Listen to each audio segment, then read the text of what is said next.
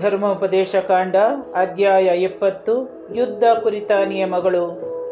ನೀವು ಶತ್ರುಗಳ ವಿರುದ್ಧ ಯುದ್ಧಕ್ಕೆ ಹೊರಟಾಗ ಅವರ ಕಡೆ ಕುದುರೆಗಳು, ರಥಗಳು ಹಾಗೂ ನಿಮಗಿಂತ ಹೆಚ್ಚಾದ ಕಾಲ್ಬಲವು ಇರುವುದನ್ನು ಕಂಡರೆ ಹೆದರಬೇಡಿ.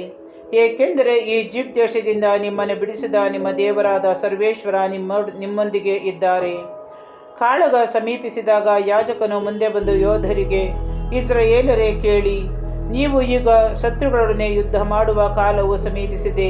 ನೀವು ಎದೆಗೆಡಬಾರದು, ದಿಗಿಲು ಪಡಬಾರದು, ನಡುಗಬಾರದು, ಶತ್ರುಗಳಿಗೆ ಭಯಪಡಬಾರದು.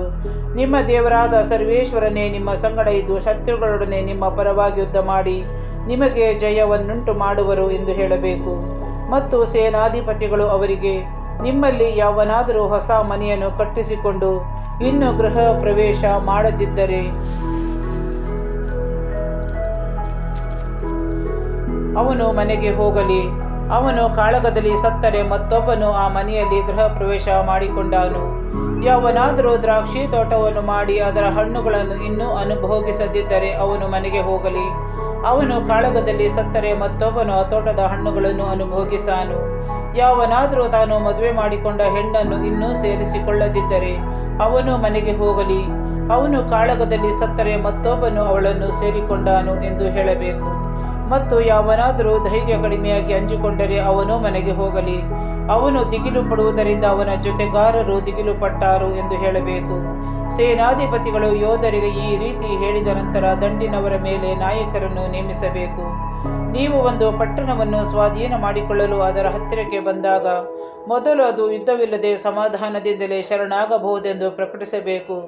ಅದರಲ್ಲಿರುವವರು ಒಪ್ಪಿ ಬಾಗಿಲನ್ನು ನಿಮಗೆ ತೆಗೆದುಕೊಟ್ಟರೆ ಅವರೆಲ್ಲರೂ ನಿಮಗೆ ಬಿಟ್ಟಿ ಕೆಲಸವನ್ನು ಮಾಡುವ ಗುಲಾಮರಾಗಬೇಕು. ಅವರು ನಿಮ್ಮ ಮಾತಿಗೆ ಸಮ್ಮತಿಸದೆ ಪ್ರತಿಭಟಿಸಿದರೆ ಆಗ ನೀವು ಆ ಪಟ್ಟಣಕ್ಕೆ ಮುತ್ತಿಗೆ ಹಾಕಬೇಕು. ನಿಮ್ಮ ದೇವರಾದ ಸರ್ವೇಶ್ವರ ಪಟ್ಟಣವನ್ನು ನಿಮಗೆ ವಶಪಡಿಸಿದಾಗ ಅದರಲ್ಲಿರುವ ಗಂಡಸರೆಲ್ಲರನ್ನು ಕನಿಕರಿಸದೆ ಸಂಹಾರ ಮಾಡಬೇಕು. ಹೆಂಗಸರನ್ನು, ಮಕ್ಕಳನ್ನು, ದನಗಳನ್ನು, ಊರಲ್ಲಿರುವ ಆಸ್ತಿಯನ್ನು ನಿಮ್ಮ ಸ್ವಂತಕ್ಕೆ ತೆಗೆದುಕೊಳ್ಳಬಹುದು. ನಿಮ್ಮ ದೇವರಾದ ಸರ್ವೇಶ್ವರ ನಿಮಗೆ ವಶಪಡಿಸಿದ ಶತ್ರುಗಳ ಆಸ್ತಿಯನ್ನು ನೀವೇ ಅನುಭೋಗಿಸಬಹುದು. ಈ ನಾಡಿನ ಜನಾಂಗಗಳಿಗೆ ಸೇರದ ಹಾಗೂ ದೂರದ ಜನಾಂಗಗಳ ಪಟ್ಟಣಗಳ ವಿಷಯದಲ್ಲಿ ನೀವು ಹಾಗೆಯೇ ನಡೆದುಕೊಳ್ಳಬೇಕು. ಆದರೆ ನಿಮ್ಮ ದೇವರಾದ ಸರ್ವೇಶ್ವರ ನಿಮ್ಮ ಸ್ವಂತಕ್ಕಾಗಿ ಕೊಡುವ ಈ ಜನಾಂಗಗಳ ಪಟ್ಟಣಗಳ ವಿಷಯದಲ್ಲಿ ಹಾಗೆ ಮಾಡದೆ ಉಸಿರಾಡುವ ಒಬ್ಬರನ್ನಾದರೂ ಉಳಿಸಬಾರದು.